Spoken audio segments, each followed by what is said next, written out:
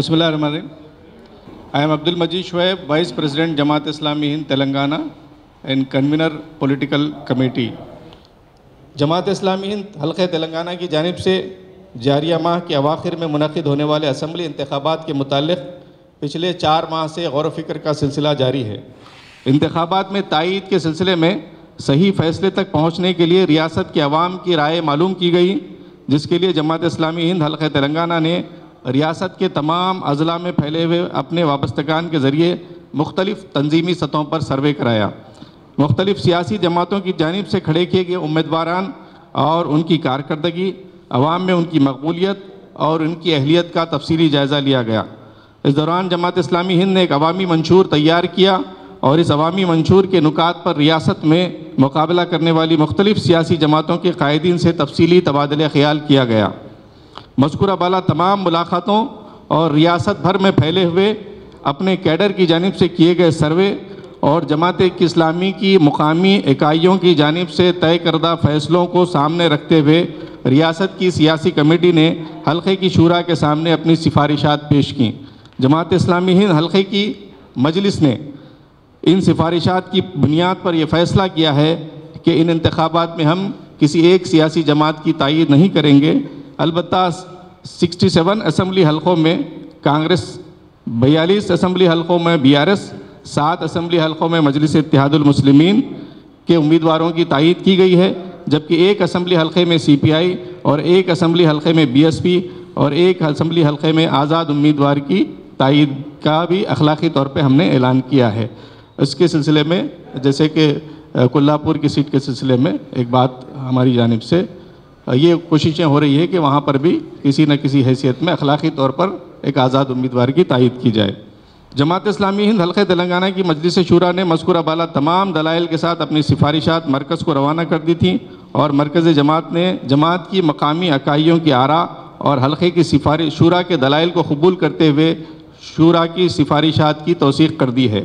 جماعت اسلامی ہند حلقہ تلنگانہ کی سیاسی کمیٹی نے یہ بھی طے کیا ہے کہ وہ اپنے کیڈر کے ذریعے عوام میں حق رائے دہی کے استعمال کے متعلق شعور کی بیداری کا کام انجام دے گی اور اس بات کی کوشش کی جائے گی کہ عوام میں ووٹ کی اہمیت کا احساس پیدا ہو اور ریاست میں رائے دہی کا تناسب بڑھے. اس موقع پر ہم ریاست کے تمام رائے دہندوں سے اپیل کرتے ہیں کہ وہ اپنے حق رائے دہی کا ضرور استعمال کریں اور جماعت اسلامی ہند حلقہ تلنگانہ نے کافی غور و خوض اور تفصیلی سروے کے بعد ریاست اور عوام کی بہتری کے لیے جو فیصلے کیے ہیں ان کے مطابق اپنے ووٹ کا استعمال کریں. جماعت اسلامی ہند حلقہ تلنگانہ کی جانب سے مختلف اسمبلی حلقوں میں جن پارٹیوں کی تائید کا فیصلہ کیا گیا ہے، جن امیدواروں کی تائید کا فیصلہ کیا گیا ہے، ان کی تفصیل اس پریس ہینڈ آؤٹ کے ساتھ ہم نے منسلک کر دی ہے.